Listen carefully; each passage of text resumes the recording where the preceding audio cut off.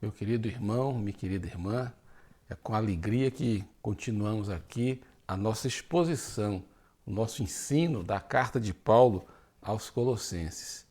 E aqui, logo no início de mais este vídeo, eu peço ao Senhor Jesus que ilumine você, que ilumine a mim e que o Espírito Santo abra o seu, o meu, o nosso entendimento para que possamos compreender e apreender a revelação de Cristo nesse maravilhoso texto da Palavra de Deus. E que o Senhor nos capacite não só a compreender, mas a viver as verdades aqui contidas. O texto que vamos expor hoje é Colossenses capítulo 1, versículos 11 a 14. Então, antes de fazer a leitura, como costumo fazer, quero só recapitular aqui um pouquinho do que Paulo vem escrevendo, né? No verso 9, Paulo menciona aqui a oração que ele fazia em prol dos irmãos daquela cidade de Colossos. E a oração de Paulo era pelo crescimento, progresso espiritual deles, e já expusemos então no vídeo passado os versos 9 e 10. A partir de agora, passo a ler então o texto de hoje, que são os versículos 11 a 14. Vou ler na sequência, depois voltamos a explicar cada um deles. Fazendo a leitura então, Colossenses 1, de 11 a 14.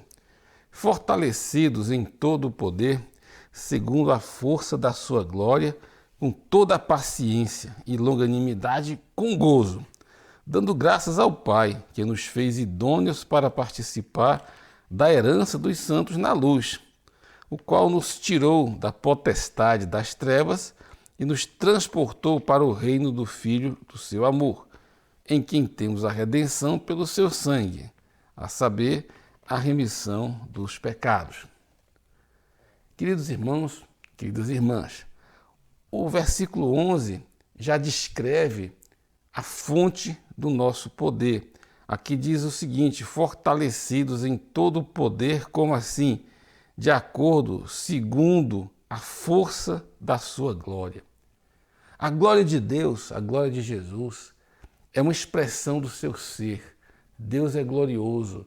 E Jesus, quando ressuscitou dentre os mortos e ascendeu aos céus, ele foi reconduzido novamente à condição de participar da glória que ele tinha com o Pai antes de abrir mão dessa glória e encarnar e vir a este mundo. Então a glória é uma expressão do que Deus é, do que Jesus é, do que o Espírito Santo é, do que o Pai é. E Deus é poderoso. Deus se expressa, e quando se expressa é com poder. Então, por que temos comunhão com Cristo? Uma vez que fomos unidos a Cristo pela fé, Cristo em nós e nós em Cristo, essa é uma verdade revelada com ênfase aqui nesta carta. Então, a partir dessa comunhão com Jesus, experimentamos na vida, na prática, o poder de Deus. O poder aqui, inclusive, que emana, que provém da expressão da sua glória. Agora, esse poder tem que se concretizar na minha vida e na sua em situações concretas. Então, eu passo a explicar esse versículo 11 em 3 pontos. O primeiro é a fonte do poder que opera em nós, que é a nossa união com Cristo. Vou explicar isso em algum detalhe. E essa união com Cristo nos leva ao segundo ponto, que é, na nossa vida, termos perseverança, paciência. A palavra paciência é melhor traduzida como perseverança. Então, expressar na nossa vida essa virtude que se concretiza em continuar vivendo, continuar fazendo o que deve ser feito, apesar de quaisquer circunstâncias. E o terceiro ponto aqui desse versículo é viver a longanimidade. A longanimidade é uma virtude que nos habilita, que nos capacita a continuar nossos relacionamentos com familiares, com amigos, com irmãos, ainda que por vezes não seja tão fácil assim. E tanto a perseverança como a longanimidade devem ser expressadas em nós e através de nós com alegria. Vamos detalhar então um pouco mais esse verso 11. Primeiro ponto é a fonte do poder que opera em você e em mim.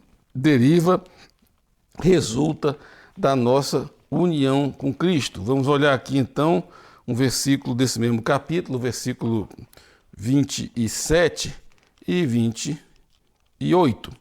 Vamos ver aqui. Passo a ler, Colossenses 1, 27. Aos quais quis Deus fazer conhecer quais são as riquezas da glória deste mistério entre os gentios, que é Cristo em vós, esperança da glória.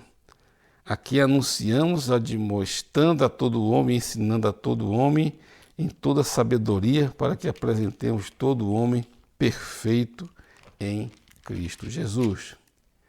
Aqui é algo que me encanta e que me fascina. O Evangelho, ele me coloca em Cristo e Cristo em mim. Quando eu me arrependo dos meus pecados, quando eu tomo a minha cruz, nego a mim mesmo e decido seguir Jesus, decido ter uma vida com Cristo, eu sou unido a Cristo, na morte de Cristo, na sua ressurreição.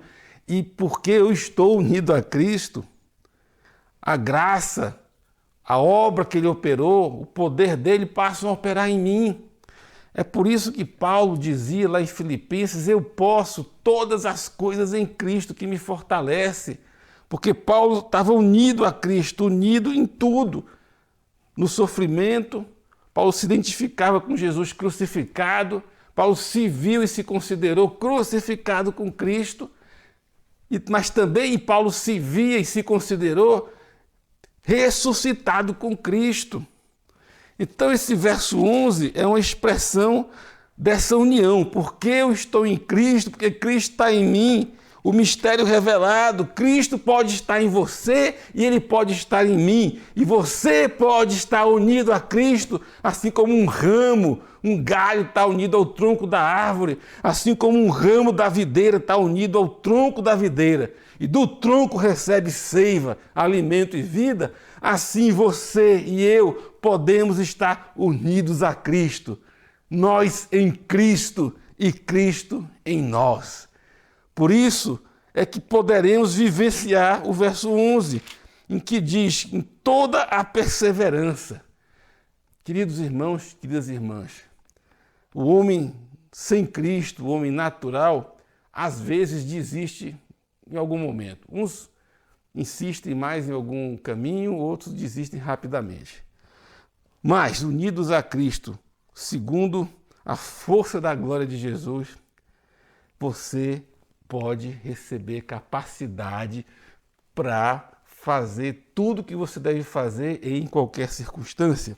Quero usar aqui um exemplo do próprio Paulo, da perseverança, que está aqui exatamente no capítulo 1, versos 24 e 25. Vamos ver em Paulo um exemplo de perseverança. Passo a ler então versos 24 e 25 desse mesmo capítulo. Regozijo-me agora no que padeço por vós, e na minha carne cumpro o resto das aflições de Cristo pelo seu corpo, que é a igreja, da qual estou feito ministro segundo a dispensação de Deus, que me foi concedida para convosco, para cumprir a palavra de Deus. Ora, Paulo enfrentou dificuldades de toda a ordem no seu ministério apostólico de pregar o evangelho a tantas pessoas, a tantas nações quanto ele conseguisse. E também quando ele escreveu essa carta, por exemplo, ele estava preso. Então, mas Paulo diz assim, me alegro do que eu sofro pela igreja. Paulo continuava pregando, Paulo continuava ensinando, Paulo continuava exortando. Na sequência, mais adiante, quando chegarmos ao final dessa epístola, encontraremos Paulo aconselhando um, exortando a outro, animando a um terceiro. Paulo não parava de servir o Senhor, de servir os irmãos em orações, em ensino, escrevendo, animando, comunicando, se importando, amando. E com alegria, o verso 24 diz assim, regozijo-me. Então Paulo é um exemplo de uma pessoa que, unido a Cristo, Ele dizia, logo não sou eu quem vivo, Cristo vive em mim. Paulo sabia que em Cristo ele estava empoderado, capacitado a fazer toda a obra que Jesus confiou a ele. Em qualquer circunstância, ele se sentia objeto do amor de Deus e canal do poder de Deus. Gostaria que aplicássemos isso em nossas vidas. Eu sei que muitos de nós temos lutas e dificuldades. Eu sei que muitos de nós temos e tivemos que enfrentar circunstâncias difíceis. Alguns nasceram numa situação não muito privilegiada materialmente, precisam e precisaram lutar e crescer a partir daí. Hoje, muitos de nós enfrentamos dificuldades de outra ordem por causa dessa pandemia, desse coronavírus, que insiste em não diminuir sua atuação maligna no Brasil. Mas, porque eu estou em Cristo e porque Cristo está em mim, eu posso continuar amando meus irmãos, servindo minha família, trabalhando, fazendo, amando, me importando. Eu posso continuar amando como Jesus ama. E isso é perseverar e com alegria. Mesmo que isso implique em dor, mesmo que isso implique em algum tipo de sofrimento, amém. Eu me alegro porque se faço tudo por amor ao Senhor, por Ele e para Ele, tudo isso tem valor eterno. Então é motivo de alegria. Então, Paulo, sustentado pela sua comunhão com Jesus, ele dizia aqui, me alegro no que sofro por vós. Por quê? Porque Paulo sabia que estava cumprindo o ministério, o trabalho, o serviço para o qual o próprio Jesus o havia comissionado. O ponto seguinte é longanimidade. A longanimidade é uma virtude que se expressa em relacionamentos difíceis. Apelo aqui então para um exemplo de longanimidade. Nada melhor do que exemplos para que possamos entender e viver aquilo que a palavra nos ensina. Então, chamo aqui a atenção de vocês para um exemplo de longanimidade, que Paulo diz que é o melhor exemplo de todos. E encontramos isso na primeira carta de Paulo a Timóteo, capítulo 1, versos 12 a 16. 1 Timóteo 1, 12 a 16, passo a ler. Paulo escrevendo aqui a Timóteo. E dou graças ao que me tem confortado, a Cristo Jesus, Senhor nosso, porque me teve por fiel, pondo-me no ministério. A mim, que dantes fui blasfemo, perseguidor e injurioso, mas alcancei misericórdia, porque o fiz ignorantemente na incredulidade. E a graça de nosso Senhor superabundou com a fé e amor que há em Jesus Cristo. Esta é uma palavra fiel e digna de toda aceitação, que Cristo Jesus veio ao mundo para salvar os pecadores, dos quais eu sou o principal. Mas por isso alcancei misericórdia, para que em mim, que sou o principal, Jesus Cristo mostrasse toda a sua longanimidade, para exemplo dos que haviam de crer nele para a vida eterna. Paulo aqui explica que Jesus usou para com ele, Paulo, de uma completa longanimidade. Como assim? Como é que isso aconteceu? Paulo perseguiu homens e mulheres porque eram discípulos de Jesus. Paulo tinha raiva do nome e da pessoa de Jesus. Ele colocava na prisão pessoas que professavam sua fé em Jesus. Paulo obrigou alguns a blasfemarem, isso está em outro texto. Então, Paulo foi tomado de tamanha ira contra Jesus e contra os cristãos que se tornou o mais ferrenho, agressivo, perseguidor de Cristo. Perseguia Cristo como? Perseguindo, aprisionando, castigando homens e mulheres que acreditavam em Jesus. E um momento que simboliza, que expressa toda essa perseguição de Paulo contra Cristo, ocorreu quando Estevão deu aquele brilhante testemunho diante dos líderes judaicos e foi apedrejado. E Paulo assistiu ao apedrejamento de Estevão e concordou e ainda guardou as capas daqueles que apedrejaram Estevão até a morte. Então, como é que é isso? Jesus tinha bons e excelentes motivos para estar irado contra Paulo. Ora, Paulo estava causando todo o dano àqueles pelos quais Jesus tinha dado a sua vida, homens e mulheres pelos quais Jesus foi à cruz morrer e dar o seu sangue para resgatá-los. E Paulo estava perseguindo exatamente esses. Então Jesus tinha bons, verdadeiros e justos motivos para estar irado contra Paulo e, portanto, poderia, num certo sentido, exercer juízo contra Paulo, dadas as ações de Paulo contra ele, Jesus. Mas Jesus preferiu ser longânimo. Jesus segurou a sua justa ira. Ele se refreou na possibilidade que teria de impor a Paulo algum tipo de juízo. Essa é a longanimidade. É quando sofremos agressões e ofensas, não somos apressados em impor uma retribuição. Contemos a nossa ira. Para quê? Para que aquela pessoa tenha a oportunidade de mudar de vida, de ser transformada, de se arrepender. E foi isso que Jesus fez com Paulo, e por isso Paulo diz que nele, Paulo se considerava então o principal, o maior dos pecadores. Mas ele entendeu que Jesus foi misericordioso, gracioso e longânimo com ele, Paulo. Então esse é um exemplo de longanimidade que certamente marcou Paulo. E voltando então aqui ao nosso texto de Colossenses, somos aqui animados, exortados por Paulo, que experimentou de Jesus tamanha longanimidade, a que nós também sejamos longânimos para com os irmãos, para com amigos e familiares. A longanimidade ela só vai ser necessária naqueles relacionamentos mais próximos. Porque exatamente nos relacionamentos, as pessoas com quem nos relacionamos com mais tempo e frequência, é aí que pode ocorrer um ferimento, um mal-entendido, uma ofensa.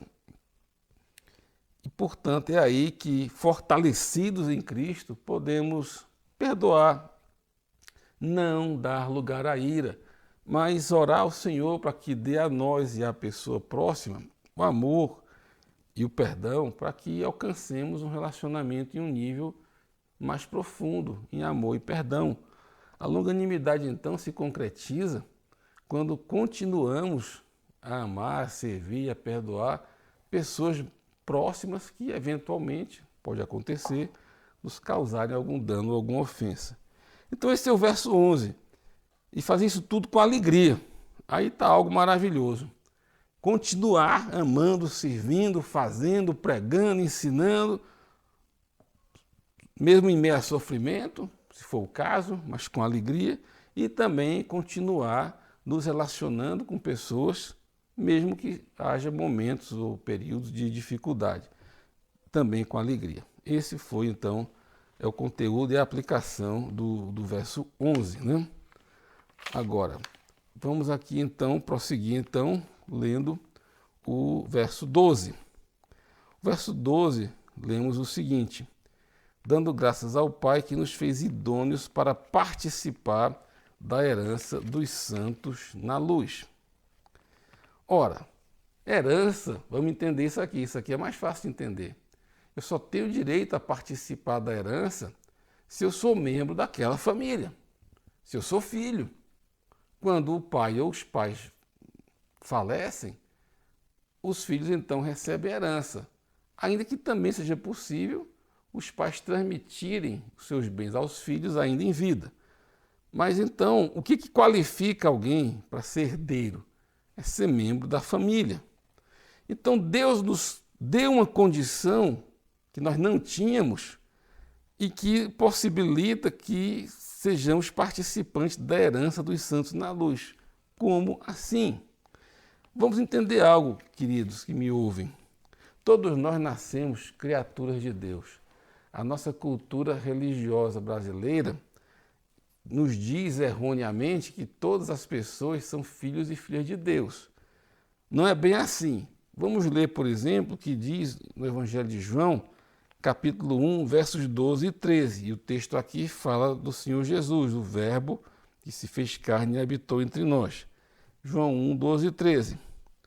Falando então acerca de Jesus. Mas a todos quantos o receberam, deu-lhes o poder de serem feitos filhos de Deus, aos que creem no seu nome, os quais não nasceram do sangue, nem da vontade da carne, nem da vontade do homem, mas de Deus.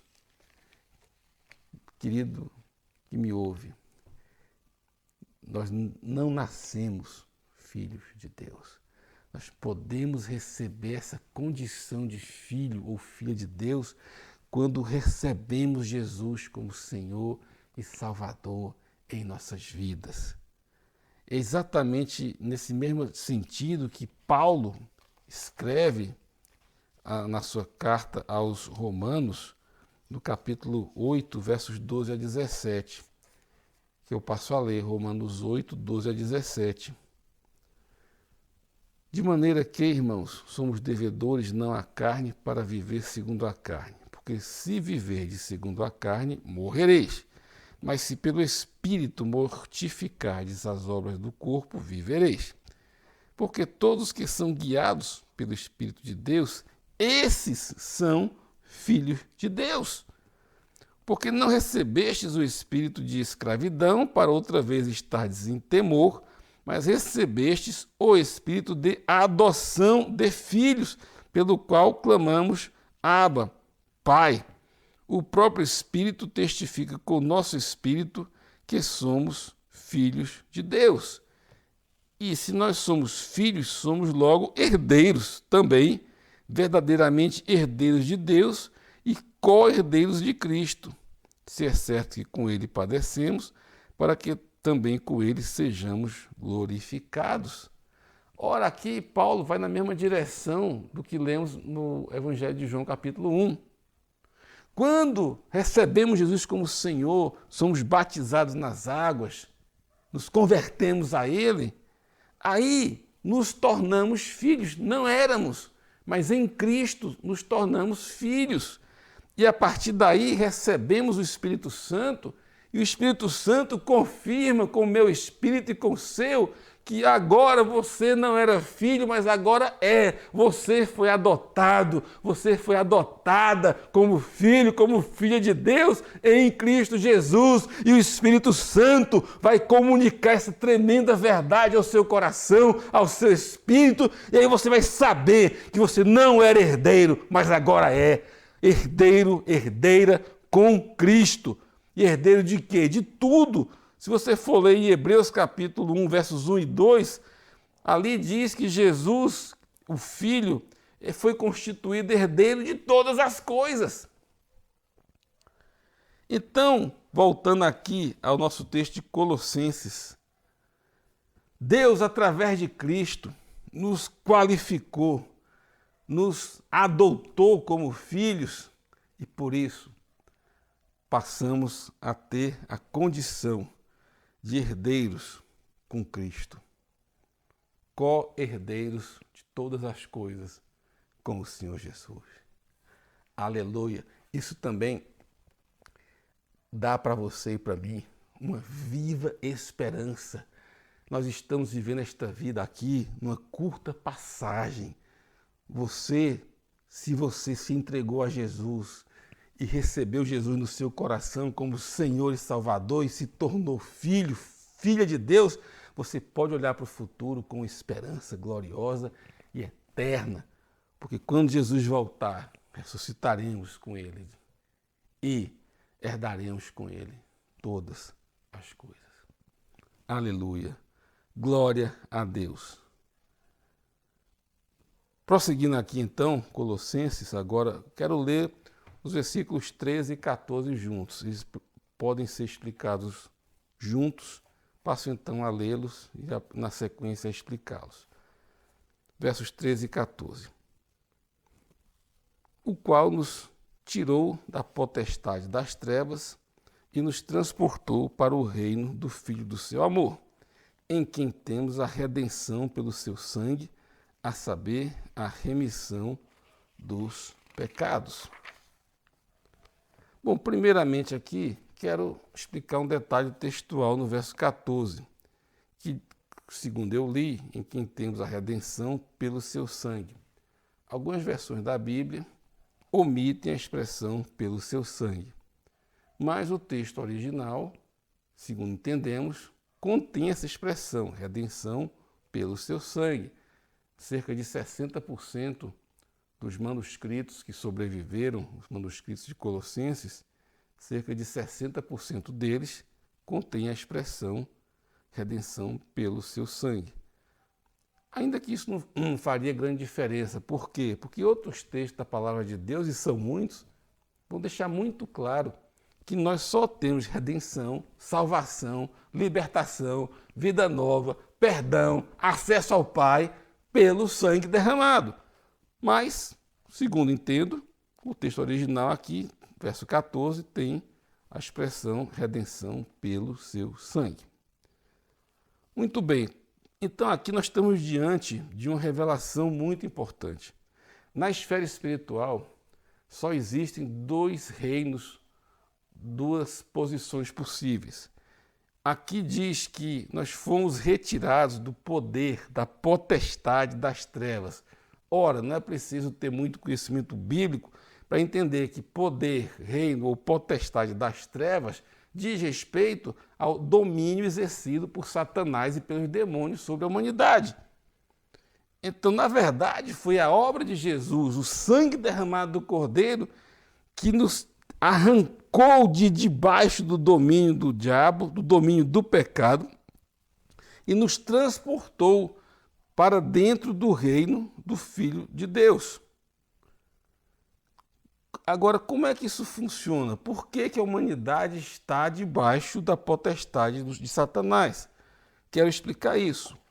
Quero explicar os princípios espirituais envolvidos nesses dois reinos. Então, o primeiro princípio é que nós somos escravos, servos daquilo ou daquele a quem nós obedecemos.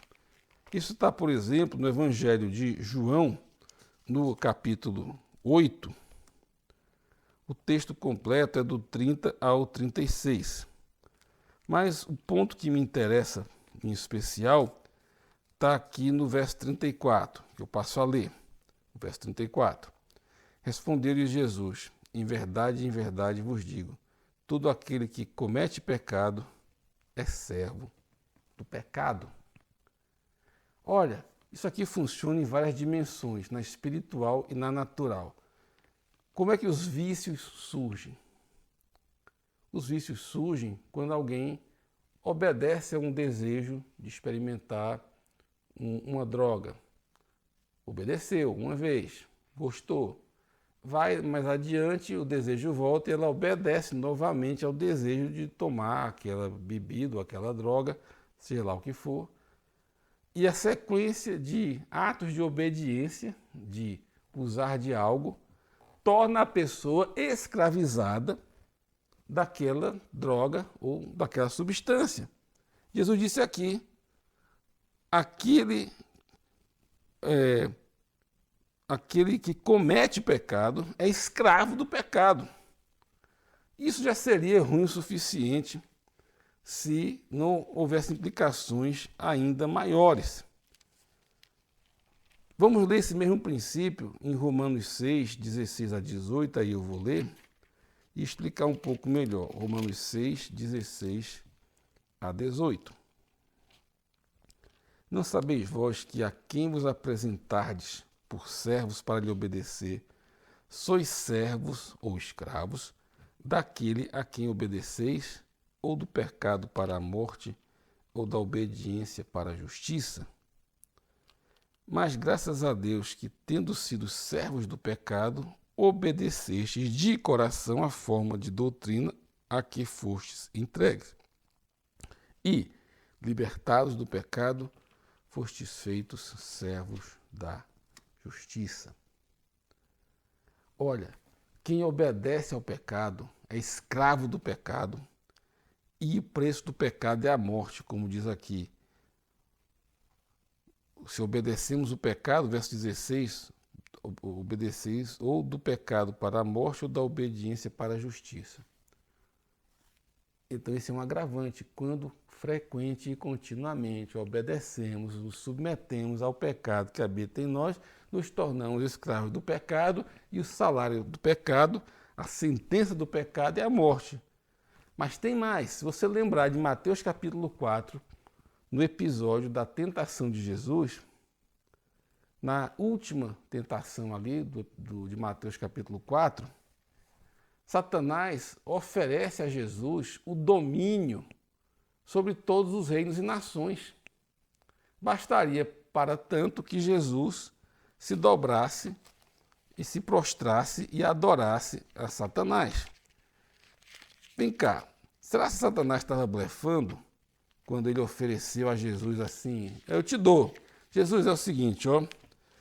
Se você prostrado me adorar, eu te dou todos os reinos e nações do mundo. Está aqui em Mateus capítulo 4. Essa última tentação está nos versículos 8 e 9. Satanás ali, primeiro, ele não estava blefando. Satanás tinha o poder e o domínio sobre todos os povos e nações. Por quê? Porque o nosso ancestral lá atrás, Adão, quando ele obedeceu à voz da serpente através da mulher, ele obedeceu ao inimigo e nós nos tornamos escravos, servos daquele a quem obedecemos.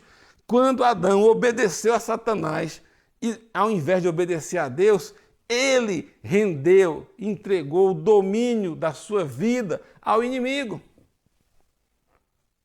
Então, desde Adão, Satanás tinha poder e autoridade sobre os homens, porque os homens aderiram à rebelião dele, Satanás, passaram a viver vidas rebeldes contra o Criador e porque obedeceram à sugestão da serpente. Então, hoje, nós temos uma parte da humanidade obedecendo ao inimigo e ao pecado e, portanto, estão debaixo de uma sentença de morte e de um juízo que se aproxima. Mas, voltando aqui então para o nosso texto de Colossenses, Deus nos resgatou, nos arrancou de debaixo dessa sentença, desse poder do pecado, desse poder do diabo e nos transportou para outro lugar, para o reino de Jesus, o reino de Deus, o reino dos céus. Aleluia! Então isso aqui é puro poder de Deus. Você não é obrigado mais a viver dominado por nenhum tipo de pecado. Você pode ser liberto do pecado, você pode ser perdoado, você pode ser liberto de toda forma de poder das trevas, de medo, de temor, de opressão, de depressão, de tristeza, de pensamento de suicídio. Aqui eu proclamo na graça e no poder do Senhor Jesus que você e qualquer ser humano pode ser liberto de todo temor e opressão e domínio de Satanás, de demônio em todas as suas formas e pode ser perdoado do seu pecado. Melhor ainda, você pode viver uma vida diferente, nascer de novo, viver uma vida cheia do amor de Deus, amar como Deus ama, se alegrar porque Deus é o teu Pai, se alegrar com a pessoa próxima. Por quê? Porque Deus nos resgatou de debaixo do poder da potestade das trevas e nos transportou para o reino do Filho do seu amor, para o reino de Jesus. E o preço para isso foi o sangue. O preço dessa nossa mudança de reino, a nossa redenção, como diz o verso 14, nós temos em Cristo e isso foi possível pelo altíssimo preço do sangue derramado na cruz do Calvário. Na cruz do Calvário, o Evangelho de Mateus diz que Jesus soltou um alto brado e o Evangelho de João registra o teor desse alto brado e logo após esse grito, Jesus despediu o seu próprio espírito. E o grito foi: está completamente pago. Aleluia! Aquele brado de Jesus na cruz ecoou e ecoa até hoje com um poder redentor, libertador, perdoador para toda aquela pessoa que se rende a Ele. Jesus disse: Pai, está completamente pago o preço para resgatar aqueles que serão meus irmãos e minhas irmãs e que serão teus filhos e tuas filhas adotivos. Aleluia! Serão co-herdeiros comigo. O preço foi e está completamente pago. Aleluia! O sangue ali, a vida de Jesus derramada, foi o preço da nossa redenção. Por isso que o verso 13 e 14 estão intimamente e totalmente ligados. Foi o sangue derramado, foi a vida de Jesus dada por nós em nosso lugar. O nosso pecado demanda a justa sentença da nossa morte, morte eterna. Mas Jesus pagou por nós. Ele morreu em nosso lugar. Por isso, queridos irmãos, queridas irmãs, entendi que valia a pena explorar com um pouco mais de detalhes esses preciosos versículos. Eu concluo aqui com essa proclamação, que isso alcance o teu coração, que essa palavra transforme a tua vida. Se você não se entregou ainda ao Senhor, não perca tempo, se ajoelhe agora, clame ao Senhor pelo perdão, clame ao Senhor pela operação do seu sangue, se veja e se considere crucificado com Cristo, e em Cristo você vai ter e terá uma nova vida. Você vai ser liberto de toda forma de pecado, liberto de toda opressão, tristeza e poder das trevas, e vai viver eternamente no reino do Filho do amor de Deus, no reino do Senhor Jesus. Que o Senhor te abençoe, que o poder dele opere mais e mais e todos os dias na tua vida. Em nome de Jesus. Amém.